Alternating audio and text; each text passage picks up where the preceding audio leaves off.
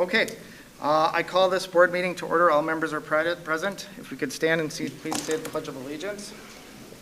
I pledge allegiance to the flag of the United States of America and to the republic for which it stands, one nation, under God, indivisible, with liberty and justice for all.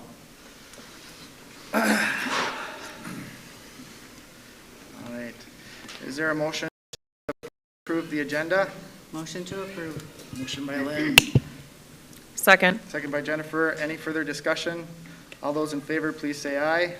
Aye. Opposed? The agenda is approved. Comments and requests from visitors. It appears we've got 4 individuals that would like to address the board tonight. As a reminder, again, I ask that if you have private information or items that they be addressed through the process that we have in the district, bringing that forward to the board meeting without going through that process is not the correct method that we would expect. And also, we do have a policy, and so I would expect that people who are doing the comments have read the policy and are following the policy that we have for public comment period. So please respect any private information that and not discuss any of that here in this venue. And with that, I think we have Andria Robinson from Cold Spring. Her topic is school policy.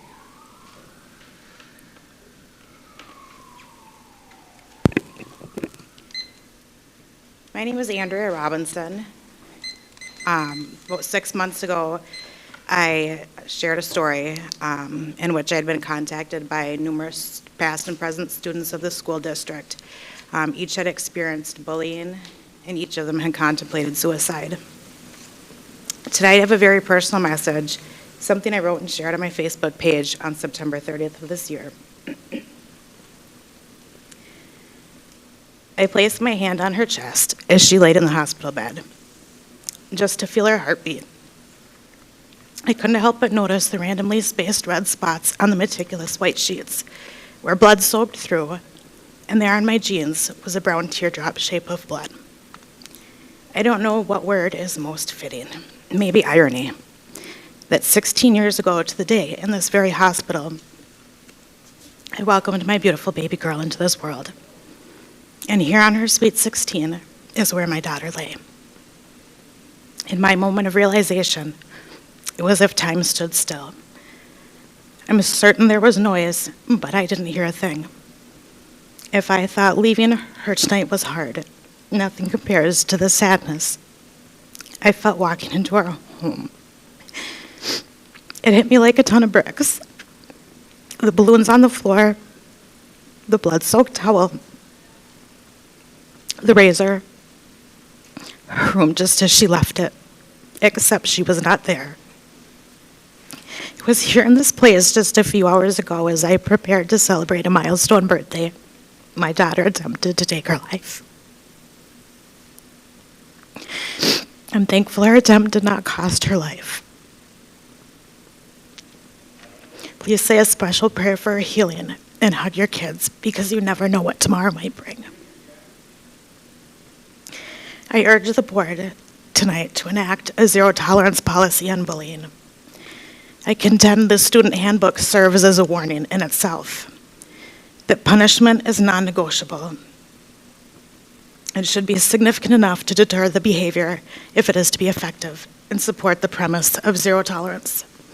This can only be accomplished by removing this statement, consequences may include, and replacing it with, violation of said policy includes detention, suspension, and lastly, removal from extracurricular activities as a student representative of the school. Please do not wait for a life to be lost before you realize the enormity and urgency of the situation at hand.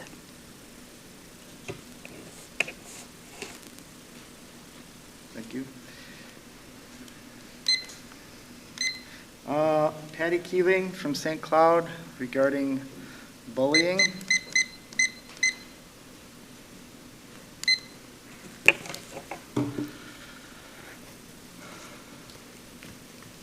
Good evening. My name is Patty Keeling, and I'm from St. Cloud. I represent Fe Justicia, the Latinx faith organization that supports our Latinx community here in Cold Spring. First of all, I want to say that I want to thank the work that has only begun on the bullying process. I want to thank Mr. Kelvington for meeting with our group. I want to thank the principals for holding the meeting. Although it was a small meeting, it was it was encouraging because they said, "We're sorry." I would have loved to have heard Mr. Kelvington say it to the group, but he didn't. But it is what it is. But I think they've been through a lot. This has been something that's been happening for years, and it's not over. But I want to say that one light that I see shining right now is at the end of October, a diversity club was started by Julie Woods, a civics teacher here, or not here, but in the high school. And she, along with many of the staff, have been very supportive in that. I think I would welcome Mr. Kelvington and the principals to go to that club and listen to those kids. It's important to hear what they have to say. They are suffering. They're suffering greatly. And to know that they have support now it gives me a sense of relief, but it's only one little spark. And if that light goes out, then what do they have? Another suicide? Another shooting? What? I don't think we can do that. I think we've got to continue to push this. We've got to continue to have meetings about, I've heard, and I know that there's still a lot of things going on in the classrooms, but people are, and students and parents are afraid to come forward. It's pretty obvious. They haven't felt any success. Nobody's followed through with stuff, so they feel lost. But we can't let that happen. So I just want to say that continue to push forward. Continue to support the teachers. The teachers need support. And I know you gave them a piece of pie or something for education, whatever. I know that, and that's wonderful. But, you know, sometimes just an email to say, how are you doing? Or stopping and knocking and giving them a cup of coffee, anything. They all need, if you lose the good teachers that you have here, it'll be shameful, very shameful. And I don't want to see that, because our kids need they need a good education. And I have a feeling we're on the right track, but we still have a long way to go. Thank you. Thank you. Becky Lees from Cold Spring regarding COVID policies.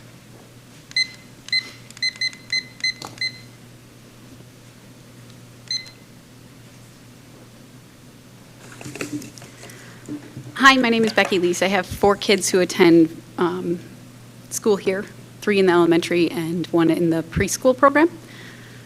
In 1998, my good friend was a senior at Delano High School, Delano is about 50 miles from here, and it's situated on the Crow River. And that year, as my friend sat in his senior year classes, the river was poised to flood. And the community was gathering and busy working to build a sandbag levee. And he just sat in class thinking he could help. So he convinced his friends, and he convinced his administrators to let them go fill sandbags. Now, despite being a very accomplished athlete in high school and student, this is the story he tells around a table to his friends 23 years later. Not that he did all these other things in school, but that he filled sandbags. COVID is our flood.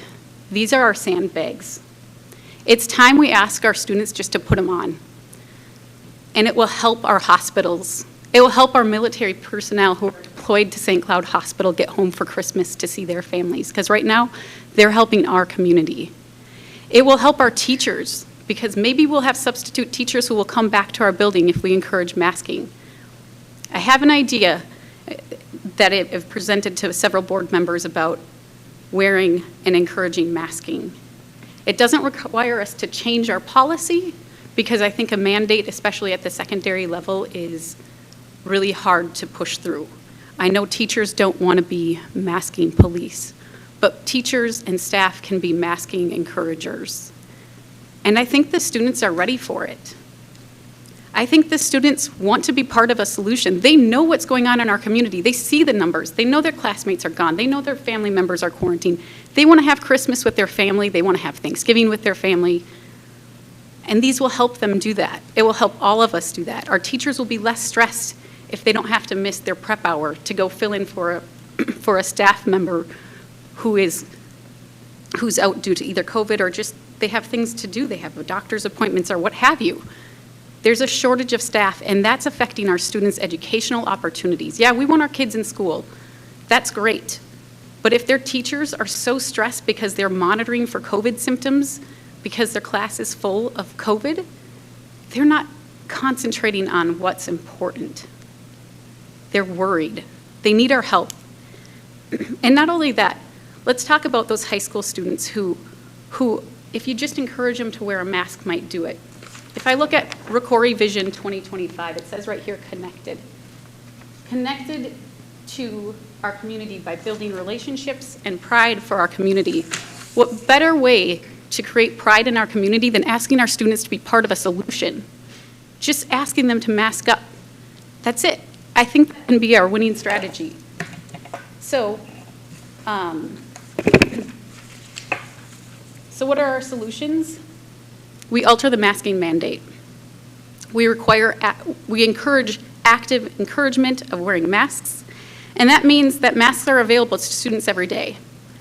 Parents are informed of this program, saying our goal is to reach 85 to 90% of all students masking. And if you don't want a mask, no questions asked. Just come on in.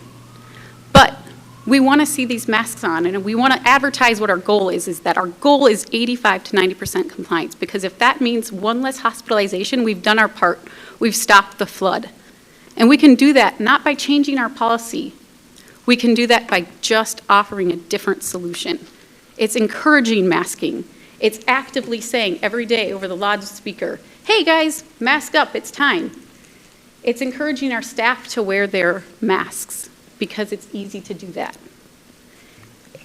And you know what? If people are saying, hey, I did my part, I got my vaccine, I don't want to wear my mask. No questions. There's no punishment under this active encouragement model. It's just straight up every day asking students to put on their masks. And maybe it's having students at the front door and saying to your classmates, hey, let's put on our masks today. Let's hit that goal of 85% compliance, because you can do something to stop what's happening in our community. There's a whole other host of ideas that I think would be helpful, like changing our school schedule after Thanksgiving. And I do hope that you'll hear an update about the 4th grade and 2nd grade classrooms who are set on reset this year, just today. I think that's a big reason to require a different policy. And at the elementary school, maybe we need to actually mandate masking. Thank you for your time.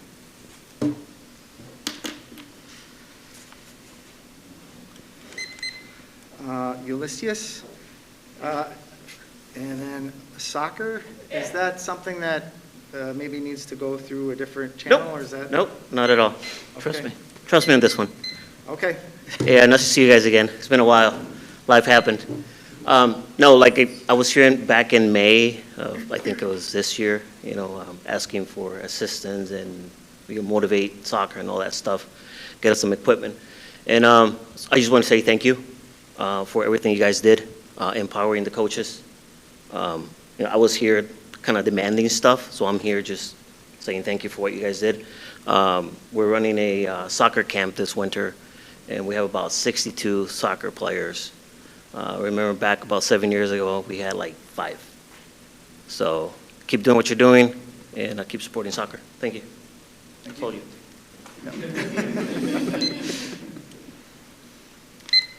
okay, so that is the end of our, we have the sign-up sheet. We're done with our sign-up sheet, so that's the end of our comments and requests from visitors. So thanks to all of you who came to speak tonight. At this point, we're continuing on with our meeting. Is there a motion to approve the consent agenda?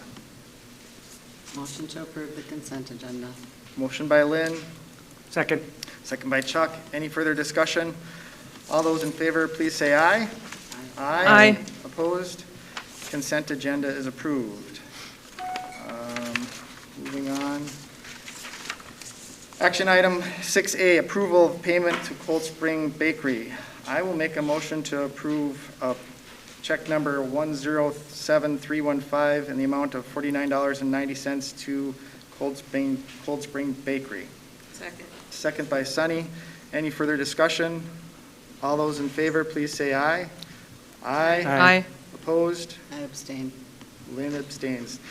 The motion is approved. Item 6B, resolution to accept the donation.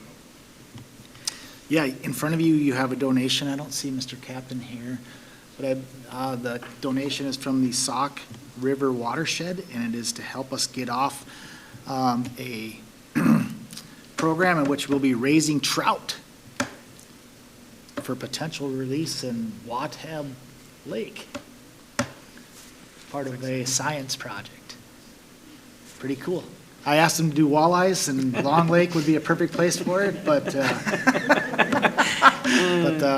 trout is what the DNR and the local watershed, so. So where are they going to do this project? It's going to be in Mr. Captain's classroom. The part of the money will be used to purchase a aquarium, like a tank, to start the process, so. Good project. I move to approve the resolution to accept the donation. A motion to accept the donation or approve the resolution to accept the donation by Sunny. Second. Second by Lynn. Any further discussion? All those in favor, a roll call vote. Jennifer? Aye. Chuck? Aye. Lynn? Aye. Jason? Aye. Aye. Sunny? Aye. The motion for the resolution to accept the donation is approved. Item 6C. This is bringing this back from the last meeting. This is our REACH, which is the Rocori Equity Advisory Chamber, structure and process to begin our community-wide meetings for equity and other discussions, other areas. I believe there is a document in there attached to that. Any questions on that? With approval tonight, we would begin the process for application. Half the committee would be students. So if I recall, we approved this last This was under discussion last discussion? time. Okay, I'm sorry. This is the action. So is there any other discussion about this proposal? Again, this is coming back for action. Is the timeline going to be adjusted? It looks like applications open on November 8th, or did the application already open? Nope, I'm sorry, that this is the last time's document, but it has been adjusted. So the applications will go out tomorrow, will be online tomorrow, and there is a different dates. They closed December 20th. Just, yeah, okay. To be reviewed on December 21st. No, that's fine. Maybe, Did the application times have changed, the meeting dates are the same? I think it's still the first 3 dates that are different. So January 24th would be the first meeting of the committee.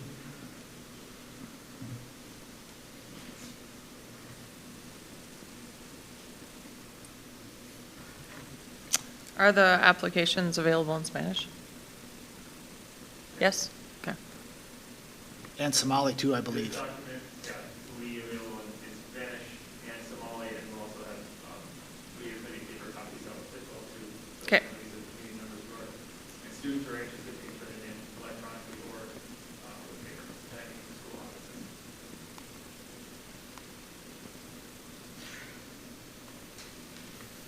I guess I would move to approve the REACH proposal, the amended dates as discussed or presented by Sunny.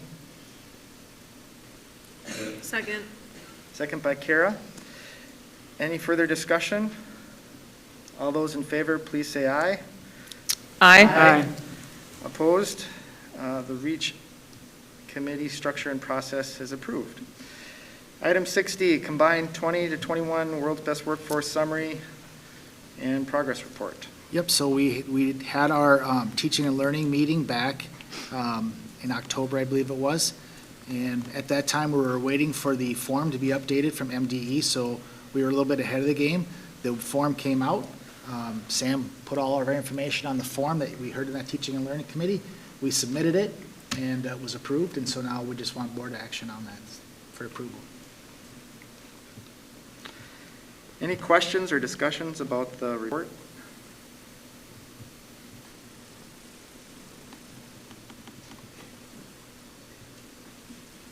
Otherwise, is there a motion to approve the report as presented? Motion to approve. Motion by Lynn, Second. second by Chuck. Any further discussion? All those in favor, please say aye. Aye. Aye. Opposed? World's Best Workforce Report is approved. Item 6E, substitute rates for 2021-2022 school year. So we've been doing a lot of comparison in the region as far as our substitute rates, as far as teachers, paraprofessionals, and our classified cooks, cleaners, and clericals. And before you tonight, you see the adjustments that we're asking for. Teacher rate going from 1 to 135, that will put us in the upper middle range. The paras going to $14 an hour, which would be just slightly $1 less than our what their first year is. So again, being a little bit more competitive. And then our cooks, cleaners, and custodians and clerical going to, they also $14 for the sub rate proposed. And then in order to try to keep some of our substitutes here with us, at the teacher level, if you accumulate 15 days on day 16, you would go to $145. So another bump. After 30 days in subbing in a school year, you would go to $150. And then our retirees, those of us who retired, those who retired from Rocori, would come back at $150 of subbing. So again, this is to keep us competitive in the area and reward our staff who continue to come back and sub for us. And that was what the negotiations team and I discussed through conversation with both our teachers and our staffs and our principals. I would recommend approving this. I'll make a motion to approve. Second. Motion by Sunny, second by Lynn to approve the pay rate changes as presented. Any further discussion? Just a question. I mean, the market is quite fluid, and has there been any discussion of, just sort of keeping tabs and potentially making any other changes if the market dictates that? Or is this where we're at for the rest of the year, are we thinking? Well, I think we can always flex to what the market is, but this with the information that was gathered in the area is where the market is right now. Is this competitive as, based on the information that we were presented? Okay, Mhm. okay. So yeah, I think we just need to be as competitive as possible so that we can get subs here to meet the needs of our district. So it's real important that, you know, that we're attractive to that group of people, so. Yeah, I guess I would be curious to make sure that this, additional, or, money towards substitutes, that it's getting us more subs. I just want to make sure that we're doing everything we can to keep, to get subs in our classrooms and to keep our schools running. So I think it's important to keep a tabs on this and bring it to negotiations in February or whatever, if we're still not able to staff.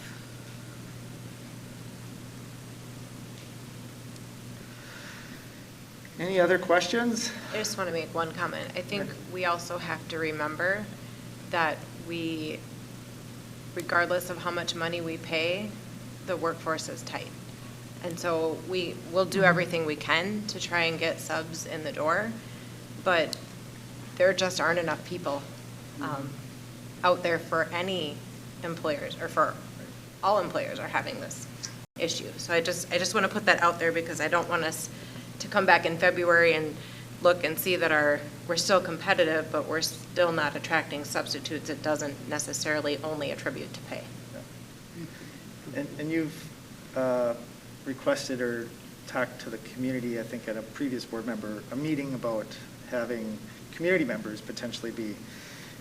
I believe I sent it home in a weekly message on how you could get to be subbed to all of our families. So if they want to, if we have people who are out there in the community who want to be a teacher sub, we can help them get that taken care of. Okay, so the motion is here. Any other questions? Otherwise, all those in favor, please say aye. Aye. Opposed? The motion is approved to approve the new pay rates as presented. 6F, MOU to the master agreement for the school district. Yep, so again, through conversation with our teachers and our principals, and again, the negotiations team, we're bringing forward a recommendation to move from $30 an hour for subbing, so those teachers who sub for their other teachers, from $30 to $45 for the rest of this school year. So that's when they use their prep hour to. Thank you, Lynn. This is when teachers use their prep time to sub for other teachers, which has helped us keep going in a number of ways. So this is a nice recognition and a thank you to them for their extra work, because they don't have to do it. There's nothing that says we have to force them to do that. And so we're recognizing that we need them to help us, and this is a great way to recognize that. I'll make a motion to approve. Motion by Sunny, Second. second by Jennifer. Any further discussion or questions? I just want to highlight the point that this MOU is an important step, but I want to echo what Mr. Covington said, is that I think we are running our schools in large part thanks to our teachers stepping up and taking on a lot of extra work and responsibility and stress. And so I am grateful, and I know the board is grateful for all of the work that everybody is doing, not just teachers, but paras and custodians, to keep our schools open. I think that's a testament to the strong community that we have. Well said, Kara. Thank you. All right, all those in favor, please say aye. Aye. Opposed? The MOU is approved as presented. Discussion item 7A, Equity Inclusion Action Update.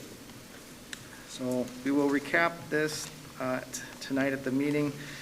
Going forward, we will, if there are items that fell under this umbrella. We'll bring those forward to report back to the community, but this will be the last formal report in this kind of format where it went over point by point, because much of this has been addressed, while this is a work in progress also, and there will obviously need to be continued communication as we move forward. In regards to the investigation is continuing, but in the process of wrapping up. And the Equity Committee, we did approve the REACH group tonight, so that has been completed. The Rocori Proud piece, do we have principal, or you're going to talk? No, I'm going to turn my other computer on. So there'll be a little presentation as far as what is happening at the school level, and then there'll be some discussion from myself and Chuck as far as what's happening at the board level regarding recognition. I can start as Brad's pulling it up. Just, again, I'm Sam Court, John Clark Elementary School Principal. Ryan Hoagie, Secondary School Principal. Thank you for having us in tonight. When we started looking at the Rocori Proud Award and how to revamp it and rework it, we actually took a step back and thought about how do Rocori schools recognize and reinforce positive behavior within our schools. And so we didn't want it to be just about one award, but what are some ways that at all levels of our schools do we try to recognize students who are going above and beyond, who are putting in the hard work, and not only for those students, but then also to create positive examples for their peers as well. And so I can just kind of chat about the John Clark and Richmond schools look pretty similar. One of the best parts of my day, and I'll admit it's not every day, but I do it as much as I can, is the good news call of the day. Teachers recognize and send a note down to the office for a student who's been working hard, showing perseverance, or even showing improvement in behavior or in their academics.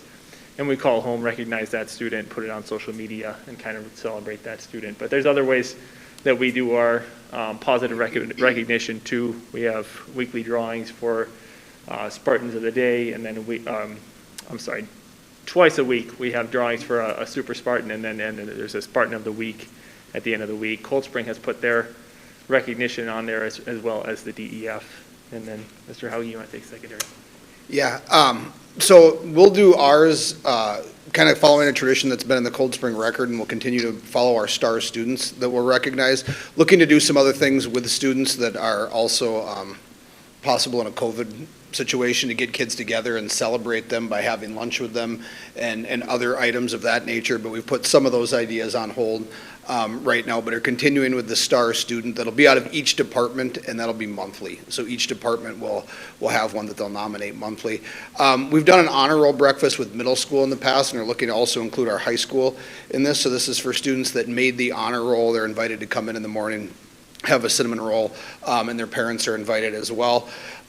Two things we have up there with for seniors is the Dollars for Scholars breakfast, the Evening of Excellence, and then we'll also recognize our top 10 in the graduating class, which again, we'll recognize seniors. Activities-wise, we'll have state send-offs. We've had a couple of those already where we've recognized student athletes that are heading off to state before school, and again, parents have been invited in along with the band to do that. CLC Performers of the Week are recognized via email in our building whenever a student gets that award, and then we'll also have solo and ensembles that will be recognized through CLC in the region, and we'll make sure staff and students are recognizing them as well. So again, a number of ways, not only in academics, but also outside of, that we're trying to recognize the positive contributions that our students make to our community, and also trying to include a lot of those academic pieces as well. All right, thank you. All right. Any questions for them? Okay, and then as far as the board, I put this sheet in front of you this evening. Again, it's a tentative document, but once it's finalized, we can put that into a board packet. Chuck and I met with the policy committee, and the Rocori Proud going forward, as we are proposing, would be a community recognition of individuals within the community. And so on the form, basically, we're looking for the community person or group that would be nominated, their information, the person making the nomination. Then we sort of identified some criteria on what would qualify that person or group to be recognized, and then having a statement of support as part of that. So perfect. And then as we flip the page, it basically just has sort of the written statement of report, of support, and then turning that the form into Holly to have a committee. There'd be a committee of board members and potentially administrators. The thought would be is to just have this once a year. We have the evening with the stars in the spring, and I had discussion with the teacher group as far as incorporating some of that celebration of this with that. So we would probably have these due sometime in March with the time to review and then present, or present in April, and then have some kind of celebration with inviting them to that banquet in May, so that it would be a little more structured to follow along with some of the other awards that we have happening within the district. So that's what we had proposed. We're definitely open to suggestions or feedback, but felt like that sort of fit in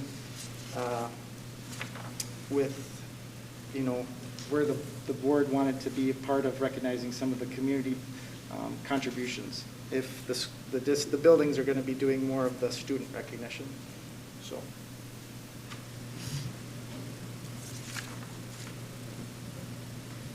Would it be one award recipient per year? Is that the goal? We had talked about that, you know, it could be, you know, 2 to 3. I don't think that it would be, you know, depending upon sort of what is happening over the course of that school year, what contributions are made. Obviously, we wouldn't want to have 10. Yeah, we had talked about 2 to 3 possibly. And it doesn't have to be an individual, it could be a group. It could be a group. It could be a group, not necessarily individual. Mm-hmm.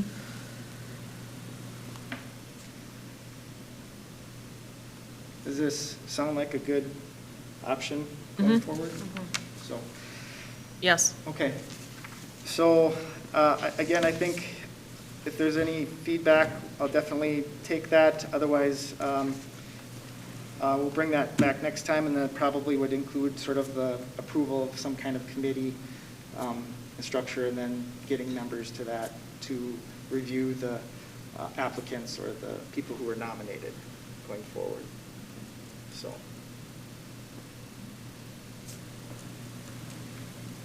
All right. Any further questions on the Rocori Proud?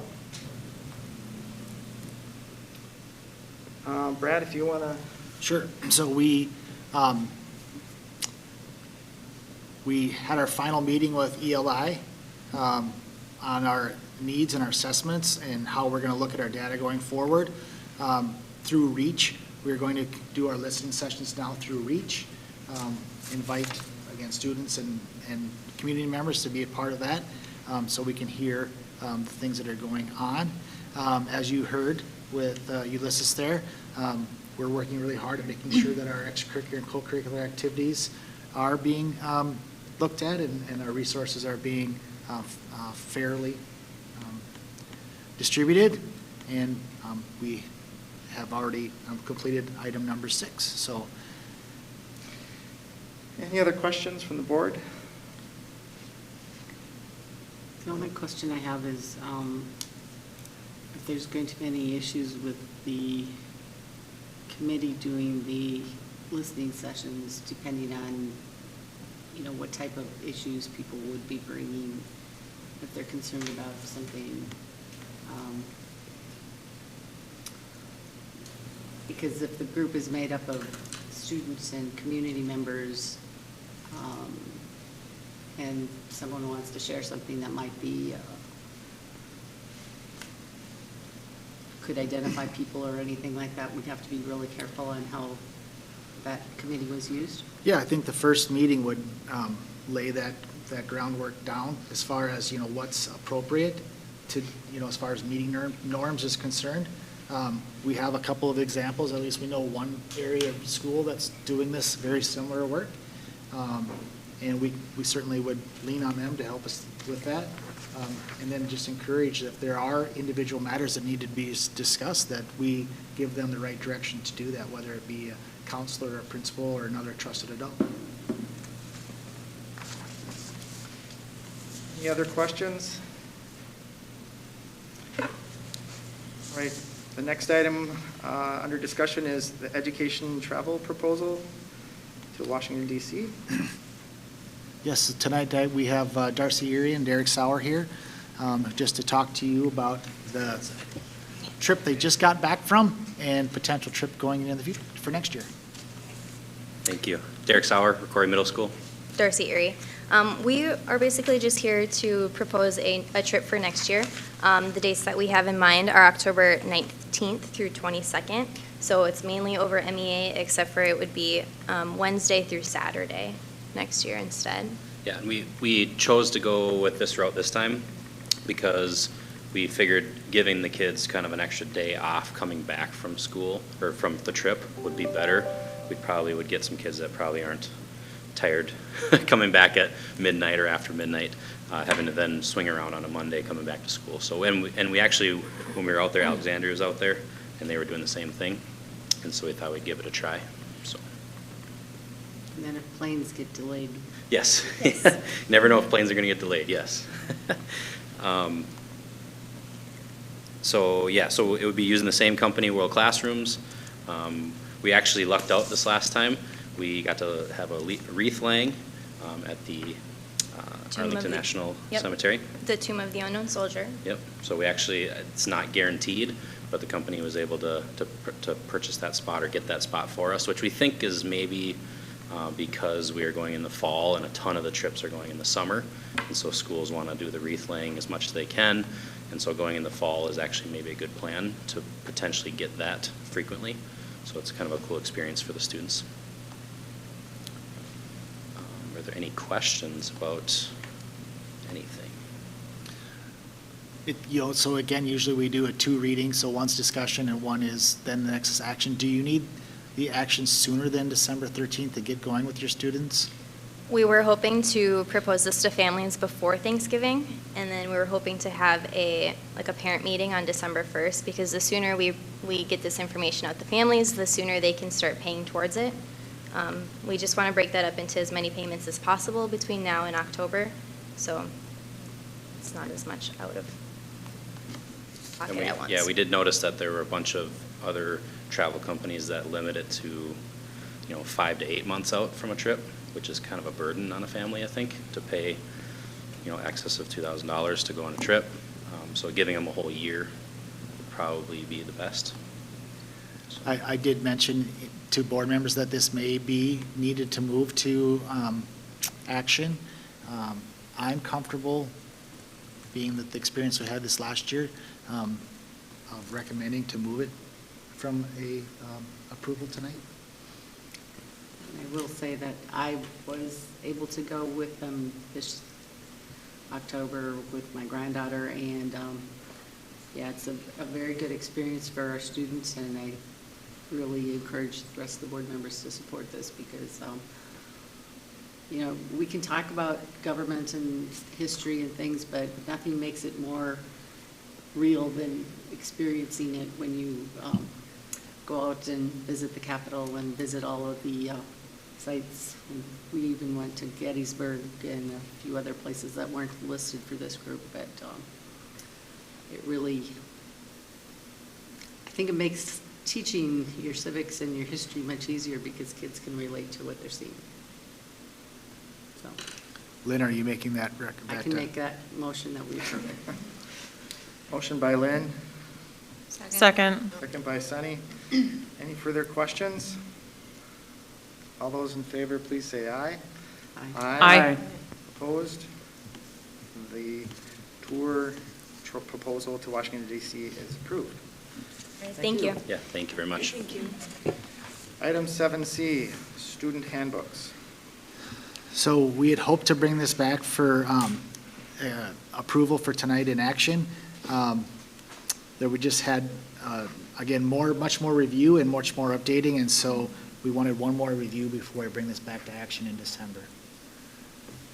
Thanks again to our principals for their due diligence on this and getting their handbooks in shape, and the policy committee for working to make sure we're getting the right policies, and of course Holly with her amazing skills to get it all put together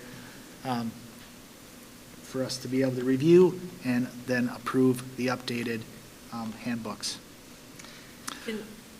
So this is just for discussion again? This is just for discussion So again. can you explain to me what additional changes, because it's kind of hard to see what the changes are that have happened between. It's in my car. Oh, We have a cheat sheet. How about if I get you a copy of the cheat sheet? okay. Well, there's some changes that are in purple and some that are in red, so what's the distinguishing factor between the two? That's a question. So some are in purple and some are in red, so. Is one of, or like, Yeah. are the purple changes like the new changes? Yeah, are they the newer changes, the previous changes? I don't know if I see that color distinction in mine. Yeah, there's page, Page 4, four. in the middle of the page. Sometimes the color changes can just be dependent on who put the change in, the Okay. user. Okay, Is that on the elementary one? yeah, I think I know, yeah, I think there was a second person editing at the same time I was. Yep. And it showed a purple, so yeah, there should be. yeah, and then there's some in pink. The red and the. I mean, typically that's just different people Yellow. putting remarks in. Okay. Like, I'm Comments. serious, it's like a rainbow going on here.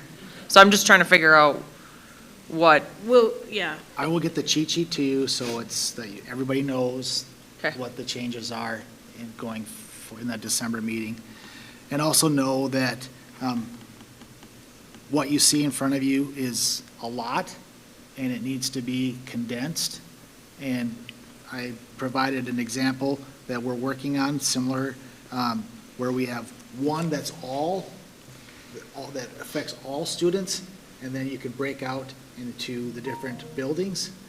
So you might have a section in what, just to use Rocori school colors, red, black, silver, white, and so that you can you have the all, and then you can just page quickly to what your child's are, what your child's building is in.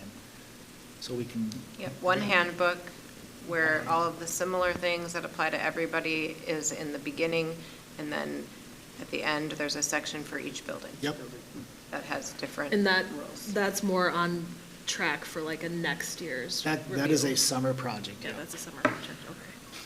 so are we like, these changes that are being proposed, are then they being implemented? What's the plan for implementation as far as communicating all of that to parents, students, like all the material important changes that they should know about? Principals, I think once the board approves it, we have grade level meetings at the beginning of the year where we indicate that to high school staff. I think we would do that in one of two ways, either with a grade level meeting again or in homeroom or Spartan time to students, and then we would send those changes home to parents as well from a skylight message. Okay.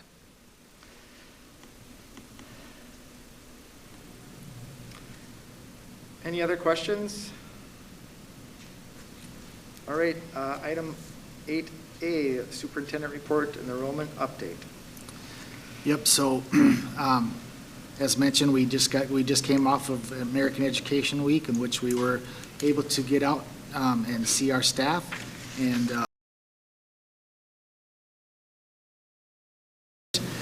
again, as was said earlier by Kara, just a thank you to all of our staff. We're coming down to the end of trimester 1, and without all of their extra work and hard work that they have given us, we wouldn't be where we are, which is having students in person instruction. So thank you to all staff. Enrollment, so under enrollment, we did lose a few students over the last month. As reported previously, there are some students this time of year that are mobile, and they move on. We did lose some students who are no-shows and are online, so anytime you're after 15 days of no-show, we have no choice but to drop you. We cannot claim you as a student. We have families who've moved on out of the Rocori area, just at our budget numbers, using the average. And we do have some classrooms have now opened up, and we still, again, when we took the action to close enrollment, we didn't close enrollment, we closed it to a cap. And so we did have a waiting list, and we're working on bringing in some of those kids, reaching out to them. So if they decided now that this is a good time to move, we would accept them in those open classrooms.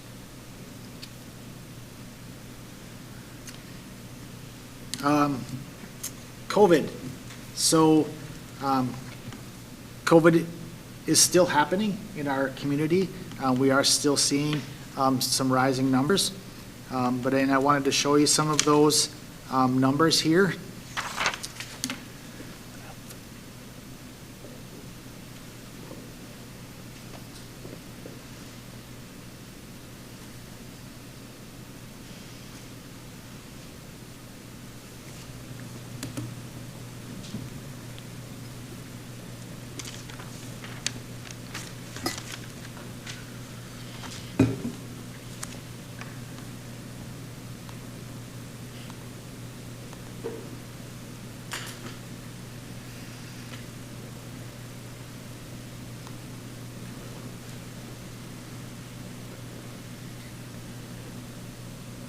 So as you can see, we've been tracking where we are all year.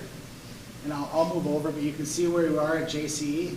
At this past week, we have no cases at JCE.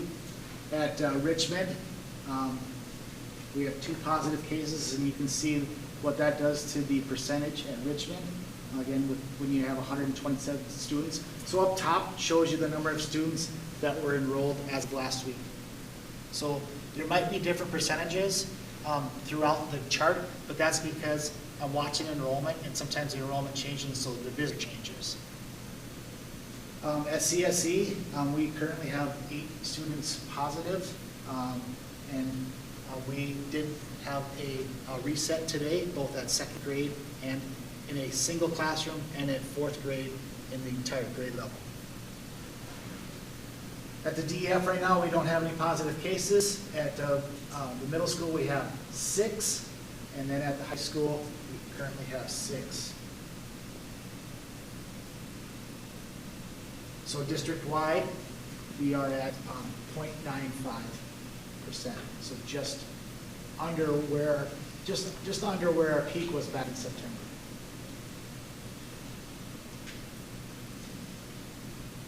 The numbers on the right are where a county is at and where our district is at. So we're monitoring that weekly through Stearns County Public Health. Any questions on the positive cases?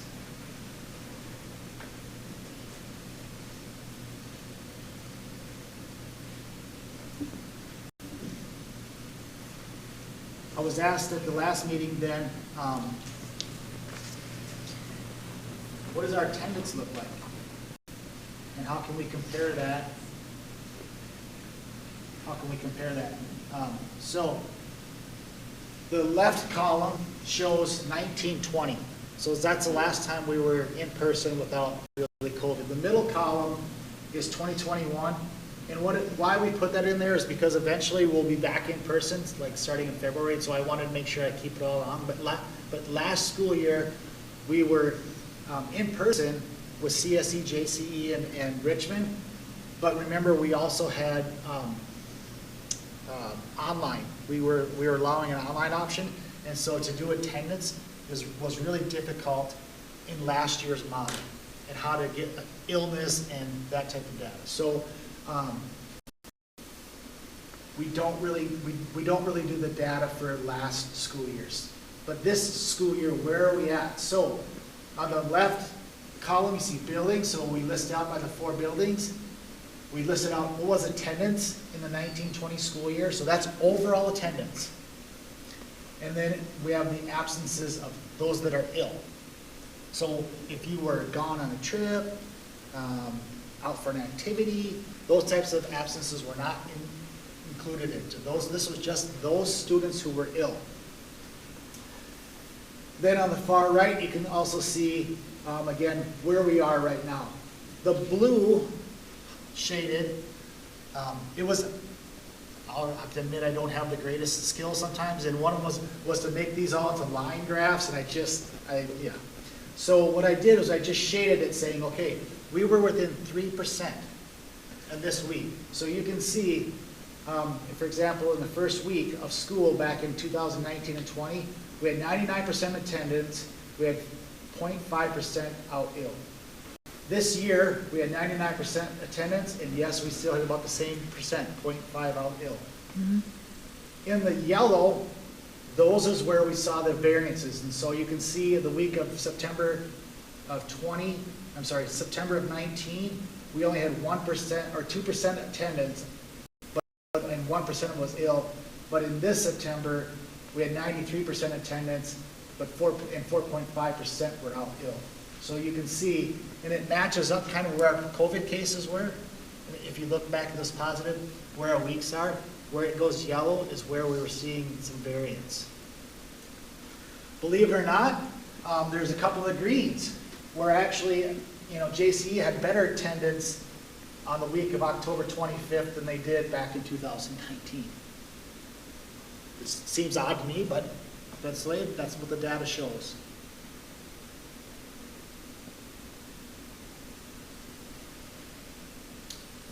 Questions on the illnesses and the attendance?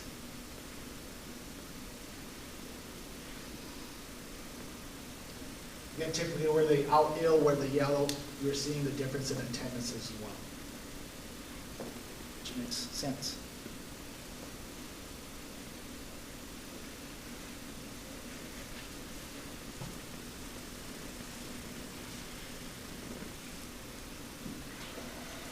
Any other questions, board, on the attendance and the illness?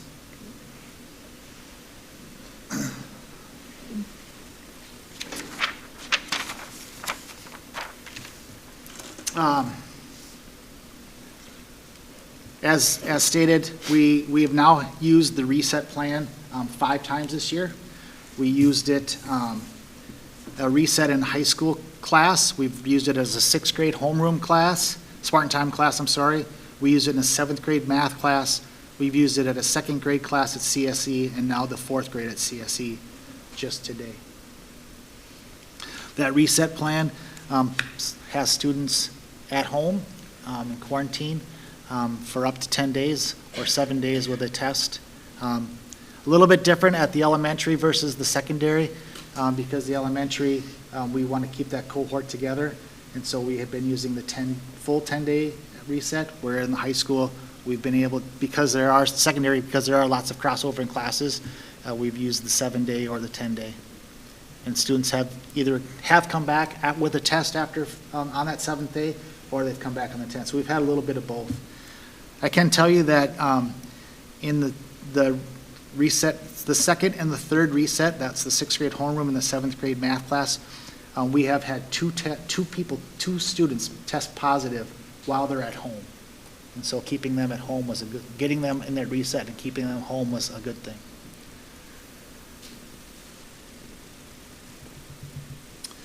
I do want to acknowledge that MDE and MDH did send out letters to our families, especially as we come into this holiday season of keeping track of our students and watching for symptoms. And so that is my COVID update. Are there any other questions you have? Thoughts? Are you applying, sorry. I was gonna say, are you applying the same criteria to all the resets, or has that criteria evolved since September?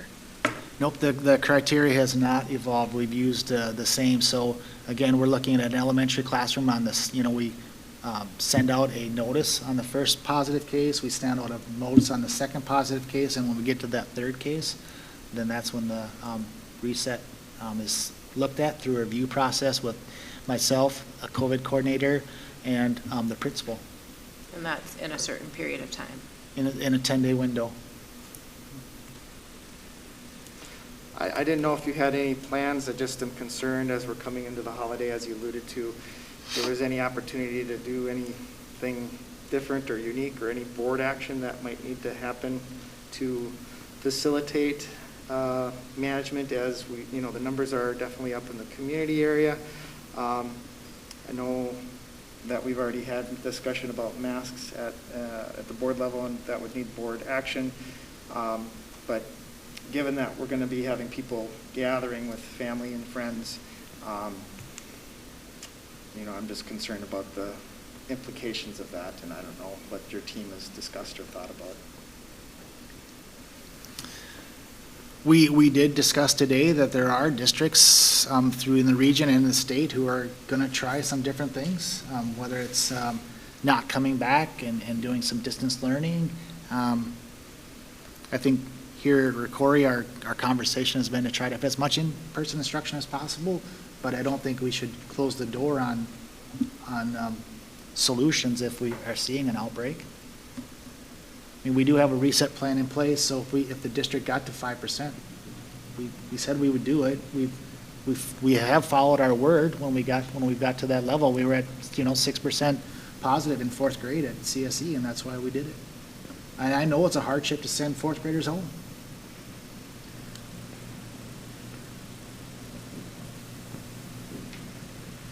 To Jason's point, if there's other creative solutions that, your team is considering, we have one board meeting in December, so if we're doing any calendar adjustments, not that I'm proposing that, but those are things that would need to be Approved in December, yeah.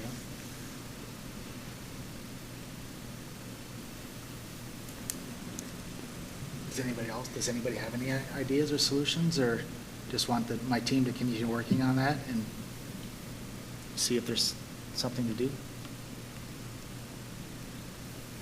If you were thinking out loud, would you think coming back or going out into the winter break?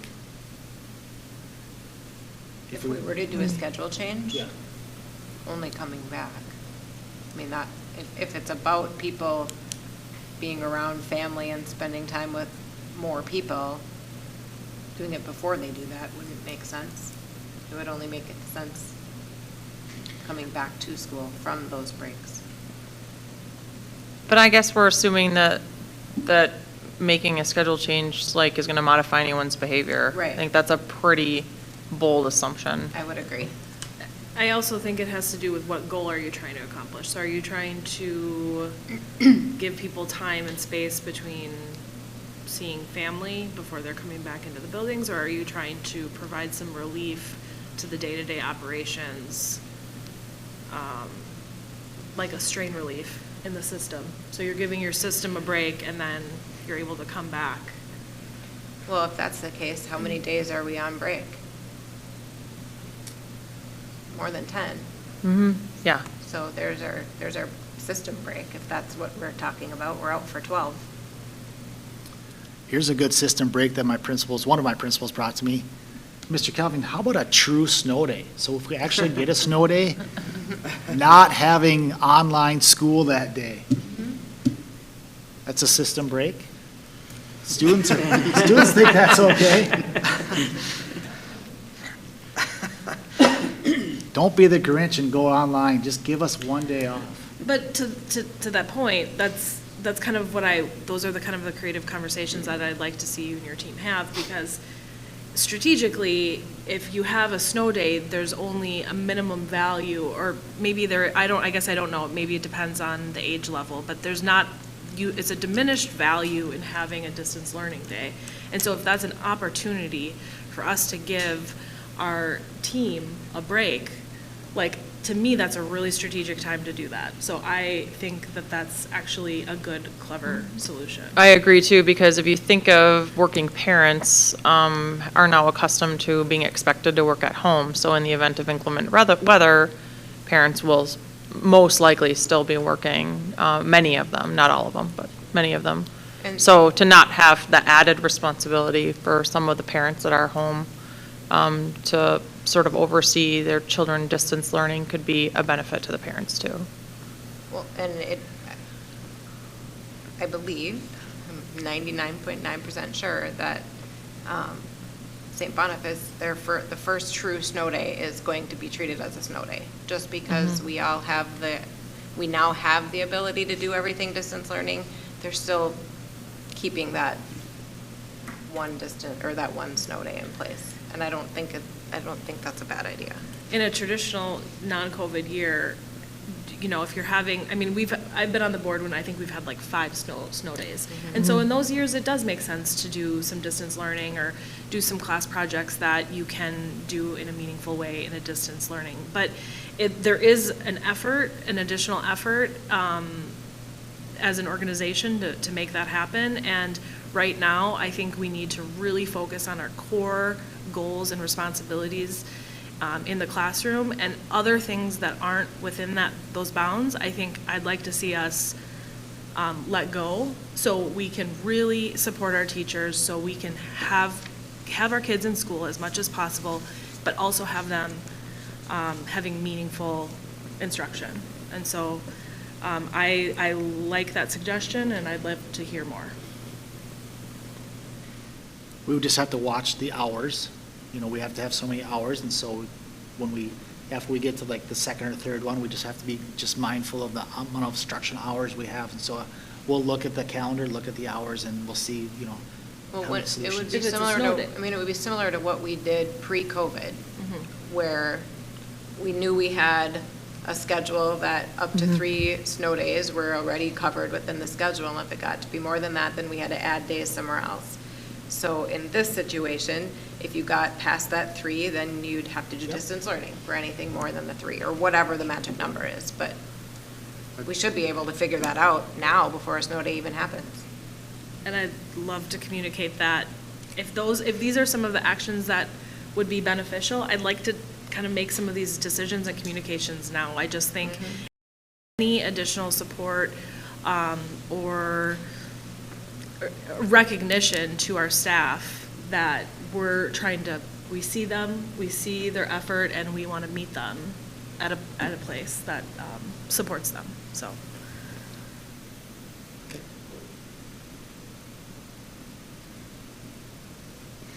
Any other discussion or suggestions? And I don't know if temporary masking would be something the board would entertain, but I'd just throw it out there if someone else is interested, but, okay. All right, anything else with the COVID update? Item 8A. Action, but is provided as an informational item.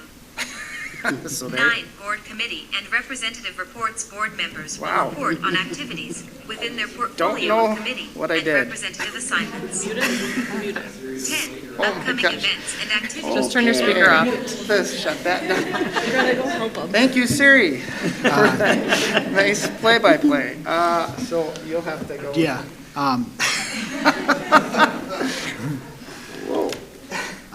Okay, so just before we get to that, the budget comparison report was in the agenda, or was in the packet.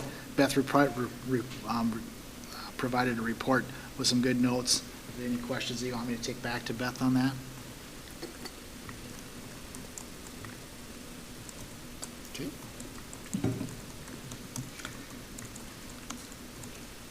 And is that it for superintendent report? That is it, thank you. Okay, is the next item the board committee reports? Okay, so then Jennifer? I serve on 3 committees, 2 of which have not met.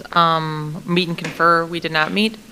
And then I also serve on the Community Education Advisory Council. That is a quarterly meeting. Our next meeting is in December, so I'll report on that next month. And then also I report on the Booster Club. I was not able to attend the most recent meeting, but I will be at the next one in December. So unfortunately, I don't have anything to report today, but I'll have more to talk about next month. I'm on the Policy and the Technology Committee that met. Policy Committee, we reviewed the Rocori Proud as was presented to the board, went through and got some conversation on that. talked about the handbook a little bit, and then talked about the scenario of having one handbook and having different sections for the different buildings. That was the biggest part of our conversation, and then a couple of the second readings. The technology meeting met. Moving forward with the paperwork for the tech experts, there will be iPads, I believe, for the elementary teachers. It's adding some more inventory, and they have been arriving. Multi-MFA, Multi-factor authentication. Yeah. There you go. MFA is fine. Is being tested right now by one of the directors, so they hopefully get that implemented. The stadium is pretty much completed. Wald came through with a walkthrough, I believe, with some of the technology people, and just trying to get a vision for what the technology may look like for a project. Working with vendors to get demos for the screens, and I believe they have 2 of them, correct? I think they've got 2 of them. Yeah. And I believe you were in, I seen an email about a demonstration went on that was pretty cool. So, and that was about it. That's it. Okay, I report on negotiations, and of course you saw the work that we did with the sub rates increasing and the teacher sub rate increasing with the MOU. We still are continuing to work with the principals. We will be finalizing their contract soon, I hope. We've got a few issues yet that have to be worked out. We also have program managers and directors, and we're working on those, but we're not quite there yet. Catastrophic leave has not met since our last time I reported. The other committee that I report on is C, Schools for Equity and Education. They do have a general meeting coming up now, December 10th. I'm going to try to get there. My schedule has not been very good to get there, as we're also one of the businesses that don't have enough staff, but I'll see what I can do. And then they have just about finalized their legislative agenda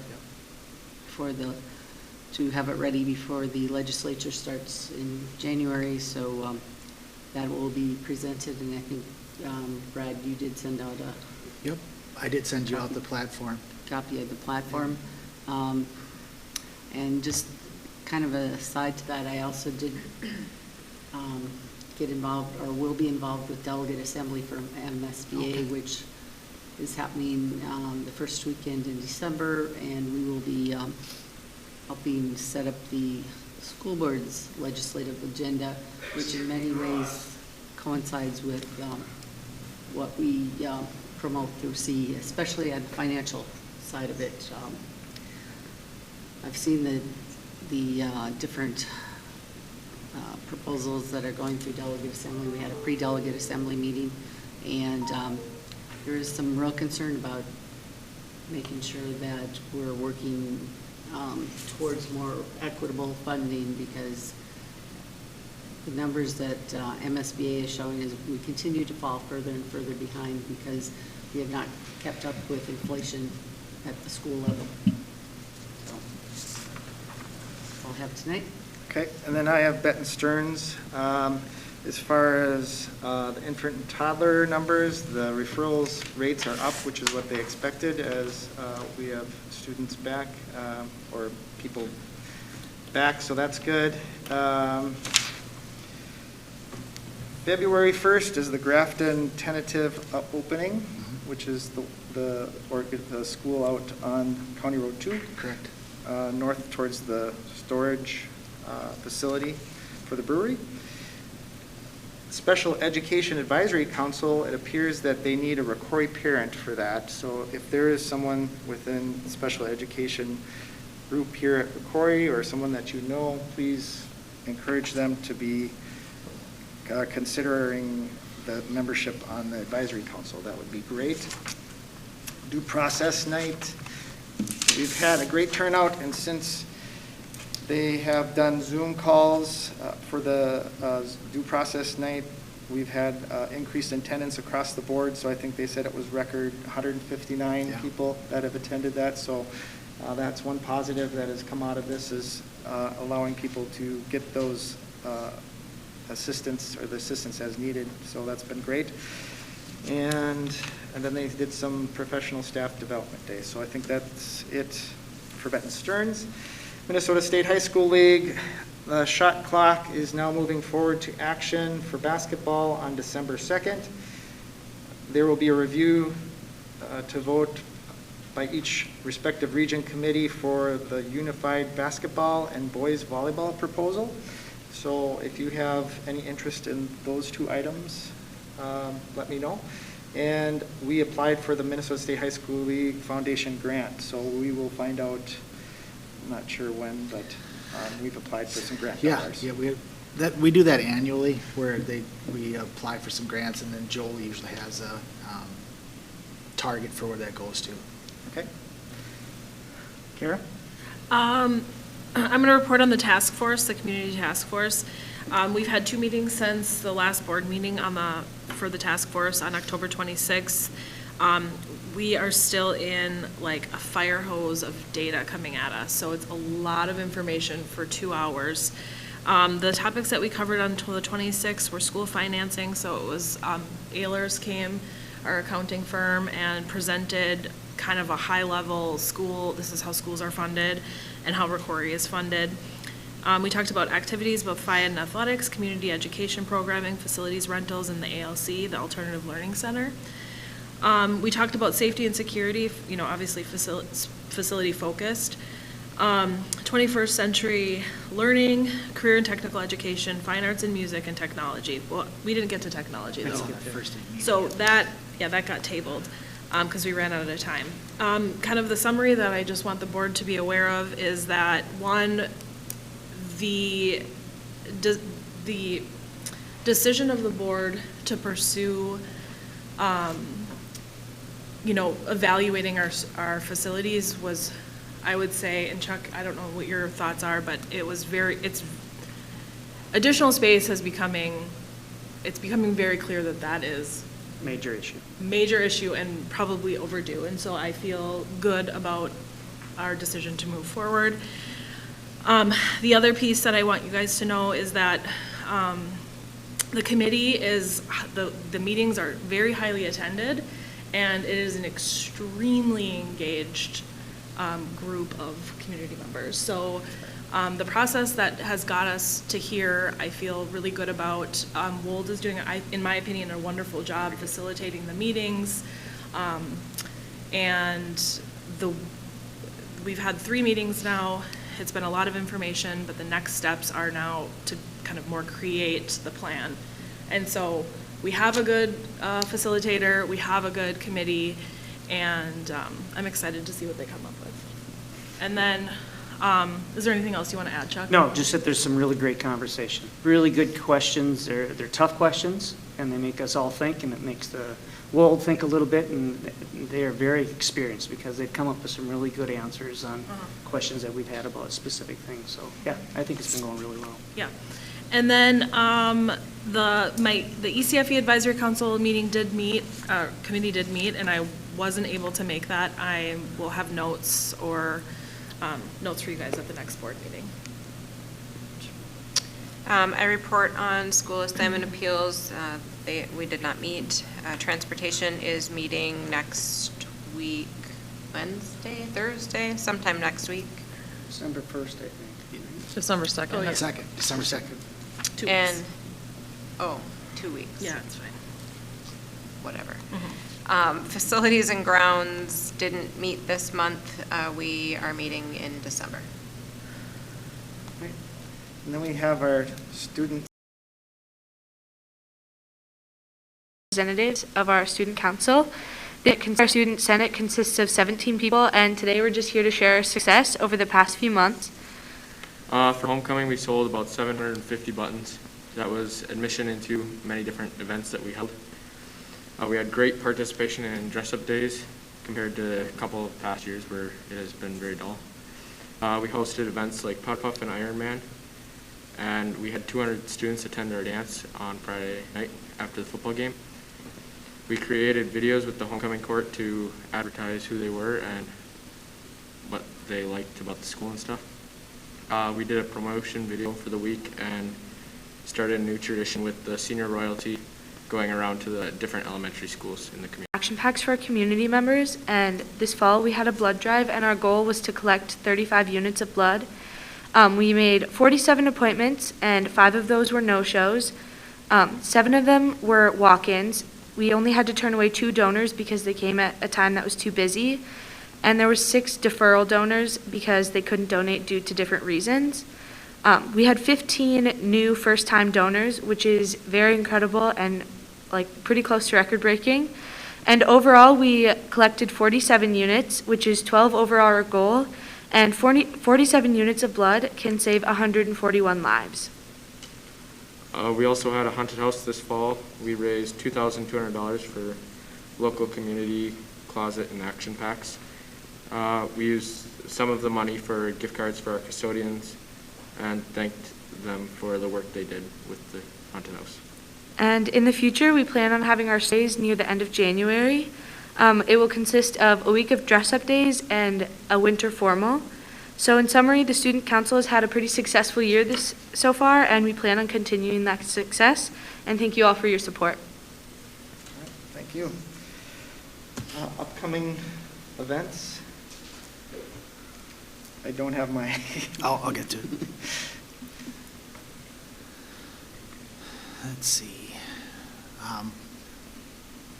We do have our Thanksgiving break here next week, and then we have Policy Committee on the morning of the 1st. Technology meeting on the evening of the 1st has been, will be moved. We need to find a new date for that. And then we have a meeting with Transportation negotiations on December 2nd. All right. Our next regular board meeting is the 13th. All right. All right. I guess that's it. So meeting adjourned. Thank you.